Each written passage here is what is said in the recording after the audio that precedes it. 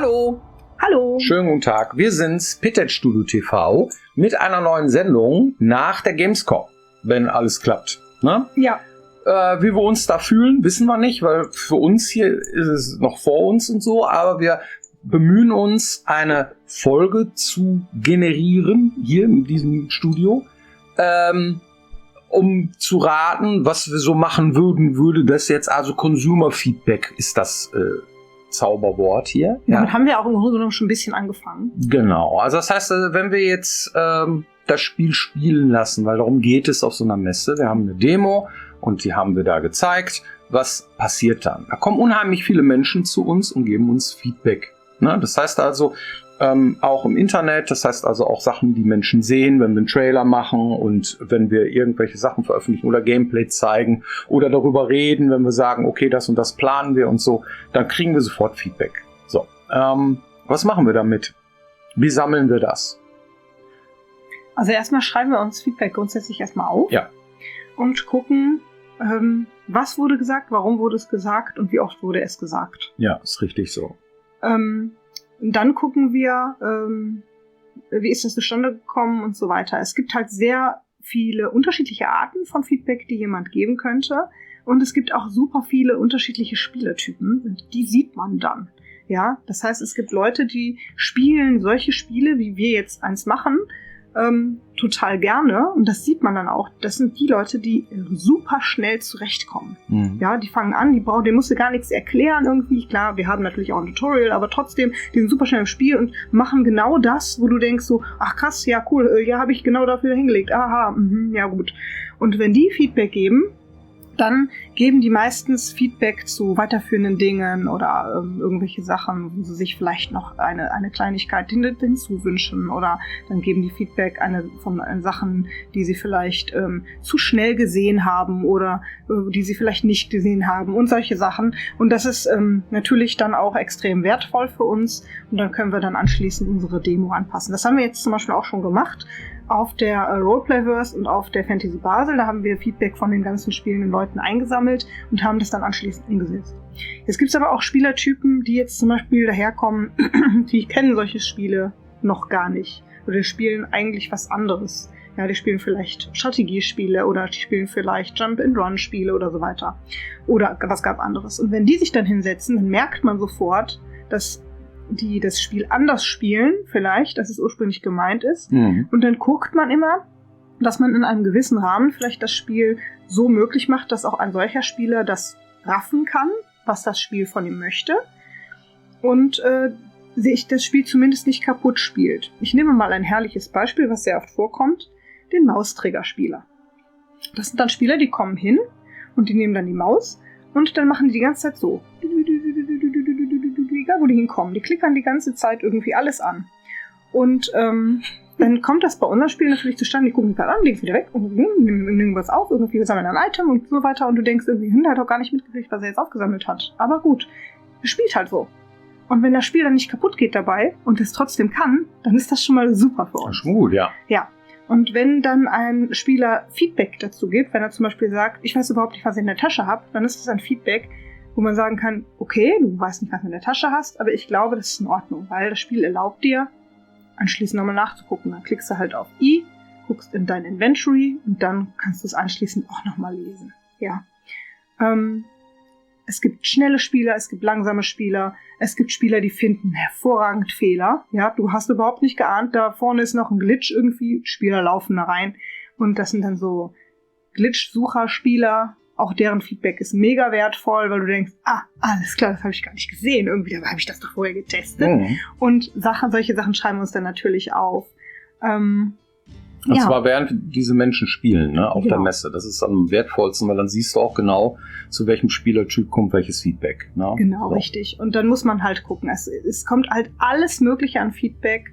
Das meiste davon ist brauchbar, ein paar Sachen halt nicht. Also wenn sich Spieler dann wünschen, dass du, was weiß ich, Sachen einbaust, die einfach überhaupt gar ein nicht anderes Spiel machen wollen eigentlich daraus. Dann ist das Feedback, dass man eher vernachlässigen kann. Ja. Und dann gibt es Sachen, die sind super wichtig fürs nächste Mal, wo du sagst, ach, das hatte ich mir anders gedacht und das klappt vielleicht nicht direkt. Ne? Wir hatten das zum Beispiel am Anfang so, dass das Schleichen noch nicht ganz so rund war. Dann haben wir das nochmal testen lassen, haben das nochmal überarbeitet und jetzt läuft das 4 Runden. Wir hatten auf der letzten Messe schon gesehen, die Leute haben es jetzt endlich gerafft, wo sie sich verstecken können und so. Und das macht dann natürlich Spaß. Das ist dann toll. Und diese Art von Feedback sammeln wir so ein. Und vor einer Veröffentlichung einer Demo sitzt man dann da dran. Also eigentlich möchtest du ja dein Spiel fertig machen, aber man muss parallel halt auch dazu sehen, dass man die Demo dann fertig macht. Und das sind ähnliche Sachen. Manche Sachen, die man macht, zum Beispiel irgendwie Glitches, die man wegmacht, die kommen ja auch dem Spiel zugute. Aber manche Sachen sind auch nur für die Demo. Ja, also zum Beispiel, dass man Items zum Beispiel... Welche Items sind wo, welches Monster steht wo steht welcher Charakter, was sagt der und so weiter. Ja. Das sind dann nur Sachen, die dann für die Demo relevant sind. Genau. Warum? Weil man ja in der Demo in kurz möglichst viel vom Spiel präsentieren möchte, während man im ganzen Spiel am Ende auch ein bisschen mehr Zeit hat, Sachen zu zeigen. Und darum ist das Pacing in der Demo nochmal ein bisschen anders als im Endprodukt. Und deswegen macht man quasi immer so 2 Versionen, die man parallel bearbeitet, wo man jetzt gerade irgendwas zeigen möchte oder halt auch nicht. Und die müssen beide immer funktionieren, vor allen Dingen, wenn sowas kommt wie so eine Gamescom. Wir haben hier stehen QA gegen versus Feedback von Leuten, die uns Sachen schreiben. So, ja? Ja. Wo ist da der Unterschied? Also QA macht Folgendes. Normalerweise Quality Assurance bedeutet das. Das bedeutet, dass Menschen dieses Spiel spielen und versuchen, Fehler zu finden, das Spiel kaputt zu machen, sozusagen. Ja? Dann auch auf Verständnis gucken, ob sie verstehen, wo es lang geht und so weiter. Vor allem beim Spiel nachher am Ende. Das heißt, das volle Spiel. Darum geht's bei der QA hauptsächlich. Ja. Alles andere würde ich als Unit-Testing bezeichnen. Ja. Was wir meistens selber oder Bekannte oder halt kleine Gruppen von Menschen geben, ja, wo wir sagen, okay, teste das mal, versuch's mal kaputt zu machen. Das sind so auch so kleinere QA-Runden, ich würde sie als Unit-Testing bezeichnen, aber so eine richtige QA, die guckt tatsächlich das Spiel von vorne bis hinten durch, versucht es durchzuspielen und sammelt alles, was sie findet an Plotkillern, an Fehlern und so weiter und reportet die dann. Ja. So, ja. Das ist etwas anderes, ist eine andere Art von Arbeit, als wenn jemand das Spiel spielt und dann Feedback gibt. Ja. So aus sich heraus. Ja, ich hätte ganz gerne, dass sich das Spiel so und so anfühlt. Ich komme aber nicht so richtig zurecht. Und beides ist wertvoll. Ja. Das heißt also, Consumer, Gamer, wenn die unser Spiel spielen, haben einen anderen Anspruch, dieses Spiel zu untersuchen oder sich anzuschauen. Und zwar schaut ihr, ob euch das Spaß macht. Ja. Ob das cool ist. Spaß. Ob das Spiel Spaß so, ne?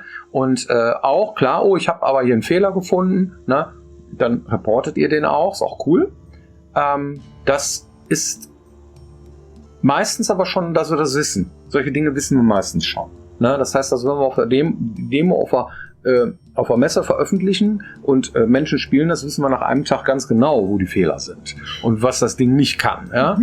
Und das ganz selten am 2. oder 3. Tag kommt dann noch mal was, wo man sagt, ja, okay, weiß ich schon, das ist was Neues, dann schreibt man sich das noch auf. Aber der erste Tag ist irgendwie aufschreiben, okay, funktioniert alles nicht, ja, wo man sich denkt, am liebsten würde ich jetzt die Demo noch mal neu bauen, so, ja. Aber das ist auch immer wieder so, das ist dann schwierig, wenn die einmal funktioniert, dann ist es auch gut, wenn dann auch die Menschen immer dieselben Fehler finden. Aber sie sollen sich erstmal angucken, ob es ihnen Spaß macht und ob sie das verstehen, worum es da geht. So, das ist das Wertvollste. Unbedingt. Du hast ja auch immer dieses Phänomen, das fand ich am Anfang total spannend. Wenn du einmal eine funktionierende Demo hast, auch wenn sie einen Fehler hat, der dir total auf den Keks geht, nicht mehr anfassen. Das heißt, wenn du so ein Ding dann auf so eine Messe bringst oder so eine Gamescom auch noch so eine Riesenmesse und du weißt aber, das Ding grundsätzlich funktioniert, es stürzt jetzt nicht furchtbar ab, es ist eine funktionierende... Ja, man möchte immer noch irgendwas fertiger oder schöner oder besser machen, aber es gibt irgendwann Gelegenheiten zum Ende des Spiels. Macht aber keiner, ne? Also ich habe in den letzten Wochen, habe ich super viele Entwickler gesprochen, ja, die ihr Spiel ausstellen, die haben alle noch am Vortag noch eine neue Version gebaut. Rumgefudelt. Alle. Das ist eine Indie-Krankheit. Es ist so, ja. Leute, also, macht das eine Woche vorher. Wenn ihr eine funktionierende Version habt, ja, die ist nicht perfekt, ist egal. Ja. Aber sie funktioniert. Sonst seid ihr während der Messe mit Sachen beschäftigt, die ihr wieder kaputt gefixt habt und seid voll unter Stress und habt nicht den Blick fürs Wesentliche. Wir sprechen da aus Erfahrung. Es ist besser, man hat eine Version, die läuft und ja, da fehlt dann vielleicht noch das ein oder andere Feature, was man vielleicht gerne gezeigt hätte. Es ist dann nicht in dieser Demo drin, aber die ist solide. Ihr habt die getestet, die läuft und Finger weg. Dann lasst die Leute doch daran spielen, die kennen euer Spiel noch nicht. Ne? Manchmal sind wir so verkopft und wollen gerne dann irgendwie was ganz Bestimmtes, wo wir uns zuletzt mit beschäftigt haben in der Entwicklung. Das interessiert die Leute da draußen aber eigentlich gar nicht. Und während einer Messe, das ist der allergrößte Worst Case, dann nochmal irgendwas fixen zu wollen. Es gab Leute, die haben zu Hause irgendwie gesessen, irgendwie der Kollege, und hat versucht, eine neue Version zu bauen, und der andere Kollege auf der Gamescom hat das dann installiert. Das ist in der Regel überhaupt gar keine gute Idee, weil ihr wisst nicht, das ist ungetesteter Müll. Ja, ihr wisst nicht, was da schiefgelaufen ist alles. Da ist immer irgendwas kaputt. Wenn man irgendwas unter Druck macht, ist immer irgendwas kaputt und ihr wisst vorher nicht, was. Das macht unter Umständen einen schlechteren Eindruck, als wenn ihr einfach vielleicht das ein oder andere Feature weniger drin habt, aber wenigstens funktioniert euer Spiel flüssig. Und Herzinfarktgefahr ist da ganz groß. Ne? Ihr macht euch ganz viel Stress. Auf einer Messe geht immer irgendwas schief. Irgendwas geht immer schief. Man weiß vorher nicht was, aber irgendwas geht immer schief. Und wenn man das weiß, dass das so läuft auf Messen, dann kann man ja auch schon relaxed da hineingehen in die Messe. Absolut. Und sagen, Mensch, ist nicht schlimm, das war jetzt die eine Sache, weiter aufs Ziel zu, guckt den Leuten ins Gesicht, haben sie Spaß, es ist cool, stellt eure Fragen und nutzt die Gelegenheit und saugt die Atmosphäre auf. Da hat man am Ende dann mehr von. Welches Feedback für uns wertvoll ist, gerade auf so einer Messe, das ist tatsächlich, irgendwie kommt der Spieler überhaupt klar. Also es hat ja das Verständnis, kommt der Spieler klar, weiß der, was er tun soll als nächstes. Das ist sehr wichtig so. Ne? Wir hatten so einen Fall, so eine Zelle, wo Menschen einen Schlüssel finden müssen, um rauszukommen. Das ist so am Anfang. Und das ist so eine Geschichte, einige finden den Schlüssel sehr leicht und wissen, okay, da ist der Schlüssel. Und andere suchen den halt sehr lang und geben dann frustriert auf. Und dann merken wir, okay, das ist auf jeden Fall, da trennt sich der eine Spielertyp vom anderen Spielertyp. Beide müssen wir aber bedienen. Das nützt ja nichts. Es ist ja doof, wenn man in den ersten 5 Spielminuten oder so das Spiel abbricht, weil man nicht versteht, was soll ich denn hier überhaupt machen. Ja, das ist doof. Also haben wir zumindest mal einen Zettel hingelegt, wo drauf steht, wo der Schlüssel sein könnte und dass es überhaupt einen Schlüssel gibt, dass man und so weiter. Ne? Das ist halt sehr, sehr schwierig. Ne? Und dann hast du dann Menschen, die dir dann Feedback geben, ich komme nicht klar an der Stelle. Gerade am Spielstand ist das schwierig, ne? Aber man muss den Spieler erstmal dazu hinführen, dass er überhaupt versteht, dass er den Schlüssel finden muss. Das war für uns ganz klar. Das ist so ein ganz klares Messefeedback, was wir gesammelt haben, wo wir die Dinge geändert haben oder verständlicher machen mussten. So. Das heißt also, kommt der Spieler überhaupt klar? Dann ist es spannend genug. Das heißt also, wenn man den Spielern über die Schulter guckt, ist der beschäftigt? Hat der Spaß? Was macht er jetzt gerade? Wo geht der hin? Ja, das heißt also, die Halle, wo man unser Spiel spielt, ist so, dass man irgendwie in 3 Richtungen gehen. Nein, in 4 sogar. Ich konnte in 4 Richtungen gehen. Ja. Und wo geht er jetzt hin als erstes? Da, wo er in die Richtung, in die er guckt. Es gibt Spieler, die drehen sich erstmal um und gehen erstmal rückwärts. Mhm. Das steckt so in einigen Spielern drin. Die gucken erstmal, was ist denn hinter mir? Ja, ich weiß, ich muss da, ja. Aber ich gucke erstmal hier. So, ja. Ich mach sowas. Ja, da muss man mit rechnen. Wie viel Prozent der Leute machen das? Ja. Und warum machen die das? Und wenn die rückwärts gehen, kommen die denn wieder? Oder nicht? Ist das dann cool genug da hinten? Oder hat man gesagt, ja, aber da vorne ist doch, das ist doch cool. Ja, warum darf ich denn da hinten gehen, wenn ich da nicht hingehen darf? Ich dachte, ihr macht ein freies Spiel. Das heißt, das Pacing ist wichtig. Du musst dir angucken, was mache ich da? Wie weit kann ich wieder rückwärts laufen? Und so weiter und so weiter. Das ist super wichtig. Und das Pacing zu gucken, dann zu schwer genug oder nicht schwer genug. Das ist ein Riesenthema. Ja, das heißt also, für wen ist das irgendwie, ja, die Monster sind ja ein Witz. Wollt ihr da nicht nochmal was am Kampfsystem machen? Oder, der hat mich einmal umgehauen, dann ist das viel zu schwer. So, ja. Also, was nun, ne? Das heißt, du musst gucken, ja, was passiert, wie oft muss der Spieler das Monster, also hier Edeltraut, auf die Omme hauen, damit es umfällt oder nicht, oder ist das überhaupt eine Bedrohung? Das ist sehr schwierig. Ich kann das nicht mehr beurteilen. Ich gehe in einen Raumrahmen, klatsch, klatsch, klatsch, mach die Monster alle platt. Aber ich habe es ja auch gemacht. Das heißt, ich muss mir auf die Finger hauen, das schwerer zu machen.